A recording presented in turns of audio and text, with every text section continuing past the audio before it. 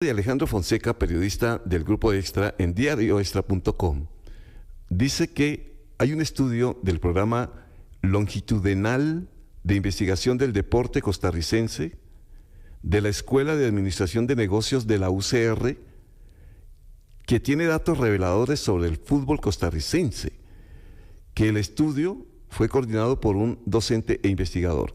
Francisco Navarro, especialista en mercadeo deportivo, dice que la afición al fútbol nacional en el área metropolitana aquí mostró un crecimiento de 3 puntos porcentuales este año con respecto al año anterior. Hoy está en un 42% de los encuestados después de aparecer 39% durante el año anterior. ¿Qué fue esto? Hola, don Francisco, ¿cómo me le va? Buenos días. Hola, ¿qué tal? Buenos días. Bueno, leí las cifras, ¿verdad? 42% hoy de la afición. Es decir, ese 42% de los encuestados dice que le gusta el fútbol. ¿Es así? ¿O dónde está como el crecimiento? ¿Dónde lo detectan ustedes? Ok, el programa longitudinal de investigación del deporte costarricense nació hace 4 años y ha empezado a recopilar y divulgar datos desde el 2023. Es decir, este es el tercer año que hacemos una entrega, digamos, del estudio. En el primer año, a muchos tomó por sorpresa que decía que solo el 42% de la población del GAM, por lo menos, que es donde ejecutamos el estudio, sigue o seguía el fútbol nacional. En el inconsciente colectivo pensábamos que todo el mundo seguía al fútbol nacional, pero nos dimos cuenta que no, ¿verdad? Era apenas un 42%.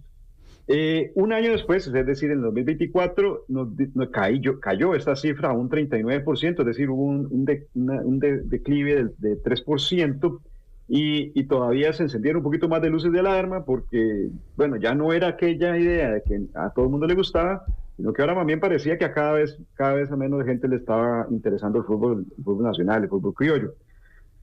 Viene el año 3, que es donde ya efectivamente podríamos haber marcado una tendencia, ¿verdad? Que era mucho lo que sospechábamos el año pasado, ¿verdad? Que podía pasar, y era que no iba a seguir en una caída libre, ¿verdad? No íbamos a pasar del 42 al 39 y posteriormente al 37 y ver una caída libre del fútbol nacional, sino que se recupera y sube al 42%. Sí. ¿Y solo fútbol? A ver, porque obviamente que en estos casos siempre, pues obviamente hay que preguntar si es que el fútbol es el rey, como han dicho algunos, don Francisco, o si la gente demuestra en un estudio como este que no, que el fútbol tiene su espacio, pero obviamente el baloncesto, que a veces uno, no sé, en los algunos bares ve que hay mucha información de béisbol, de fútbol americano, el fútbol tiene la mayoría, pero también hay una tendencia a otros deportes, ¿o no? Totalmente.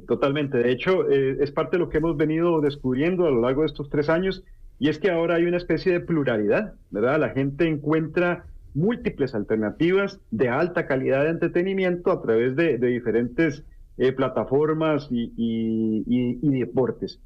Como bien lo menciona usted, el baloncesto aparece también como un atractivo para los costarricenses.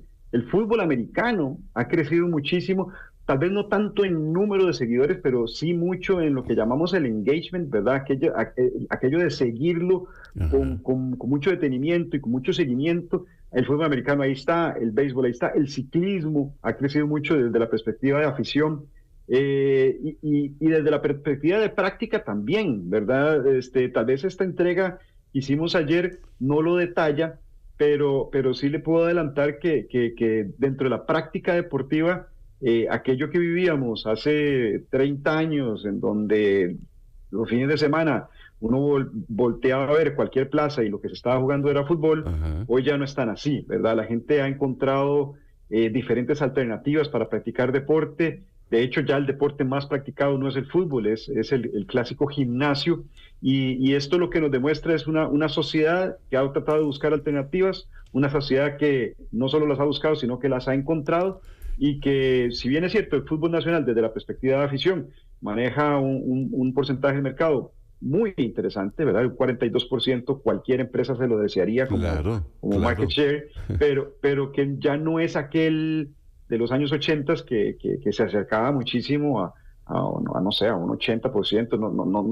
No tenemos medidas de esa época, pero por lo menos en las percepciones de la sociedad estaba de que era una cifra mucho más alta. Claro, ahora, y usted que tiene el estudio a mano, don Francisco, ¿es la percepción o, por ejemplo, deportes alternativos que no eran tan famosos? Estoy pensando en el pádel, por ejemplo.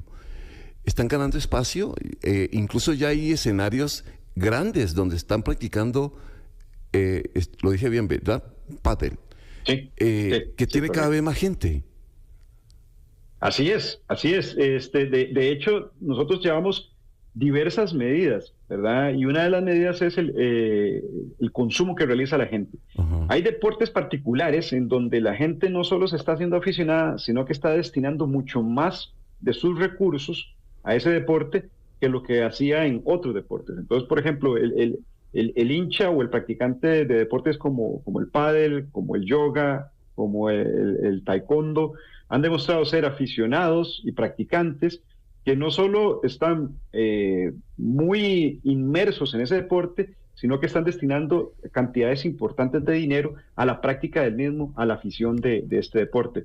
Y tenemos otros deportes bueno, vamos a ver, es que el pádel, el pickleball, ¿verdad? Que para nosotros son nuevos, son deportes que sí han existido durante muchos años, simple y sencillamente que no habían tocado nuestras tierras, pero ahora hay deportes emergentes que del todo no existían en el pasado y ahí ahora están en la lista. Por ejemplo, los esports, ¿verdad? Que de hecho ni se consideraban un deporte hasta hace escasamente 10 años, hoy están como una de las alternativas importantes de entretenimiento para los costarricenses. ¿Los qué, don Gustavo? Los esports, deportes electrónicos. Bueno, es que eso sí tiene ya, eso sí van ganando en todo sentido. Sí, correcto. Y aquí este año también agregamos una variable un poquito distinta. Veníamos midiendo la afición de una manera, llamémoslo univariable, aunque usábamos un combinado de estimaciones para poder sacar esa cifra de 42, de 39 y ahora 42. Pero hemos definido otros dos tipos de aficionado para el fútbol nacional, uno más casual y uno más riguroso. Y esto nos va a ayudar a poder comprender el fenómeno de una manera más amplia de aquí al futuro. Por ejemplo, este año estamos en ese 42% que mencionaba usted, pero se puede elevar hasta un 51% si incluimos lo que llamamos los hinchas casuales, ¿verdad? Este es el aficionado que te sabrá 2, 3 nombres de la titular, pero no sabe cómo se llaman los de la banca, que si es fin de semana lo ve, si es entre semana no lo va a ver el partido, a veces se le olvida que estaba jugando su equipo y se da cuenta hasta el día siguiente, ¿verdad? Ese aficionado casual, cuando se lo sumamos a la cifra de aficionados, pues, entonces estaríamos hablando de que sí, efectivamente algo cercano a la mitad de la población del GAM está interesada en el fútbol nacional. Pero luego tenemos un hincha al que hemos llamado riguroso, un aficionado riguroso, en su calendario es una prioridad ver a su equipo, en su calendario está no solo ver al suyo, sino ver los demás partidos de fútbol nacional, sigue programas de radio, sigue programas de televisión, lee noticias, está de veras inmerso en el fútbol nacional. La cifra se nos cae hasta un 33%. Entonces, ¿verdad? Porque podemos tener aficionados, pero cada uno es cada uno, claro. Y vamos a procurar tener esta medida de ahora en adelante. Claro, ahora, la pregunta que a muchos no les gusta, ¿cuál es entonces finalmente en los equipos de fútbol que más tiene afición? ¿Sigue siendo los mismos de siempre? Siguen siendo los mismos de siempre. Aquí hay que volver a hacer la salvedad de que medimos esto en el GAM básicamente por temas de presupuesto, ¿verdad? Hacemos la medida solamente dentro del área metropolitana. Si saliéramos del área metropolitana, probablemente hay algunos equipos que aparecerían un poco más, pero bueno, hecha esta salvedad, efectivamente, pues sí, vamos a encontrarnos que Saprissa lidera, está seguido por Liga Deportiva Alajuelense, y posteriormente relativamente cercanos, bastante cercanos, el Herediano y el Cartaginés. Con unos seguidores jóvenes. Digo, le preguntaba era básicamente no por la cantidad total de seguidores de estos equipos, sino porque si realmente estos equipos están atrayendo una nueva población, los jóvenes, a sus estrados, ¿cómo se dice? A sus graderías. Claro.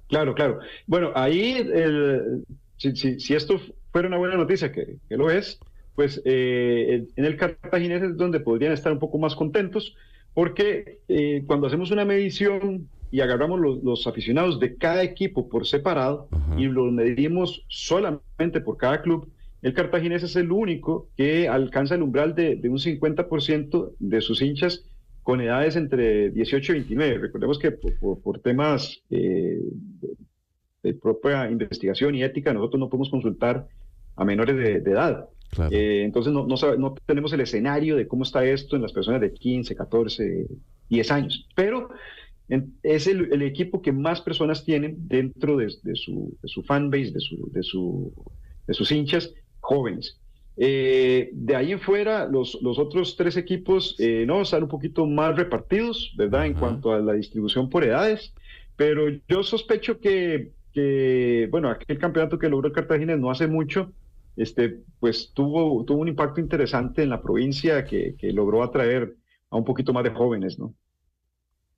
Claro, y obviamente, qué raro, a ver, raro, perdón, quizás no era la palabra, eh, a ver, borden todo lo que acabo de decir, no es raro, que sea el cartaginés, es por el momento que está viviendo el cartaginés, eh, raro entre raro no, y simpático y curioso y lo que quieran, porque uno pensaría que los jóvenes de hoy, que los muchachos de hoy reciben mucha información del Saprissa, por su familia son seguidores de la liga, etcétera, etcétera, pero el cartaginés podría tener alguna explicación, yo no sé si ustedes se lo han preguntado.